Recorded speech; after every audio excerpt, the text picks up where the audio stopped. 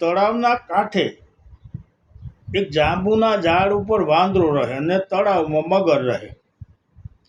જેઠ મહિનો આવ્યો, જાંબુડા પાક્યા. વાંદરો જાંબુડા ખાય અને જાંબુના ઝાડ નીચે મગર દરરોજ આરામ કરવા આવે. બંને વચ્ચે મિત્રતા બંધાય અને વાંદરો મગરને થોડા જાંબુ આપે. મગર ખાય અને થોડા જાંબુ મગરી માટે લેતો જાય. થોડા દિવસ આમ ચાલ્યું તો મગરીને વિચાર આવ્યો કે આવા રસદાર મીઠા જાંબુ જે વાંદરો ખાતો હશે એનું કાળજું કેવું મીઠું હશે.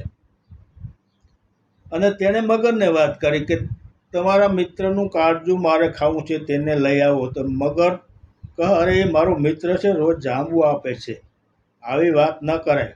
પરંતુ સ્ત્રી આગળ કોનું ચાલે છે?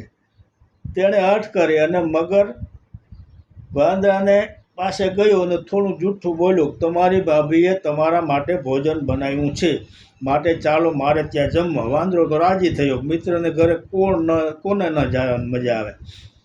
વાંદરો મગરની માથે બેઠો, અધવચ્ચે પહોંચ્યા તો વાંદરાને વિચાર આવ્યો કે કદાચ અજુગતું બને. તેણે મગરને પૂછ્યું, શું બનાવ્યું છે ભોજનમાં મારા માટે મારી ભાભીએ? મગરને થયું કે હવે સાચું મિત્રને બતાવી દઉં. તેણે કહ્યું, તારા ભાભીને તારું કાળજું ખાવું છે.